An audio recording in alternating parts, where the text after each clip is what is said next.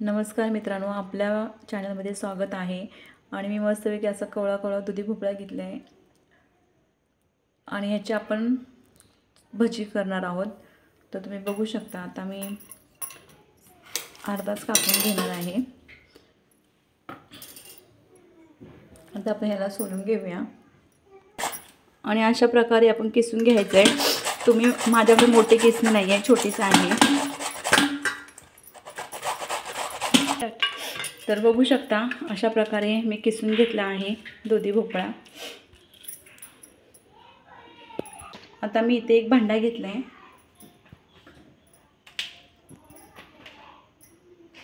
त्याच्यामध्ये 2-3 मिरच्या टाकल्या।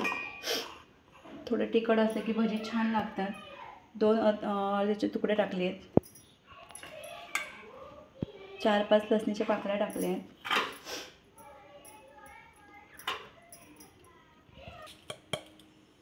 एक चमचे जिरं घेतले,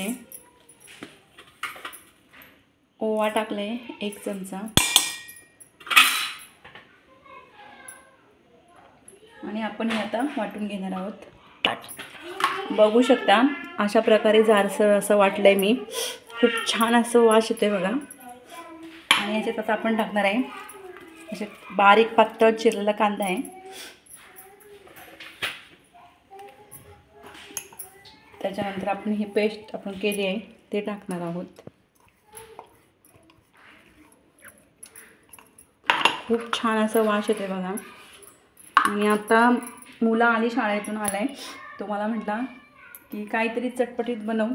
तर म्हटलं चला, म्हटलं आता बनवूया आपण काहीतरी थोडंसं एक चटपटीत पदार्थ। तर व्हिडिओ शेवटपर्यंत बघा आणि तुम्हाला आवडलं तर तुम्ही नक्कीच कमेंट्स करा आणि असं बनवून बघा। ह्याच्यामध्ये मी थोडंसं लाल तिखट घेणार आहे, थोडंसं आम्हाला तिखट जास्त आवडतं म्हणून। तुम्हाला घ्यायचं असेल तर घ्या, नाही नका घेऊ। थोडीशी हळद, धना पावडर टाकली आहे, जरा गरम मसाल्याची पूड टाकली आहे, चवीनुसार मीठ,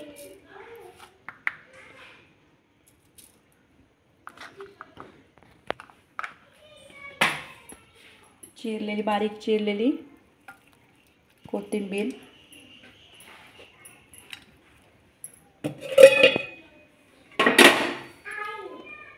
दोन चमचे बेसन टाकायचं आपण, अजून थोडं टाकते आपल्याला जसं,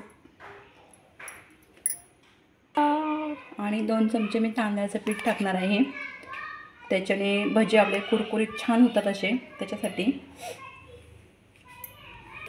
आणि ह्याच्यात मी आत्ता तर पाणी काहीच घातलं नाही आहे, बघू शकता। पण आत्ता जे आपण मिक्सरला लावलं आहे थोडंफार, त्याचं मी आता थोडंसं टाकणार आहे बघा।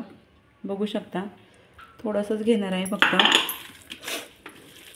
बघा।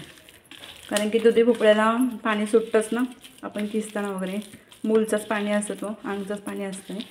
हे बघा, असं छानपैकी मस्तपैकी झाले। तर आता आपण ठेवूया कढई तापायला।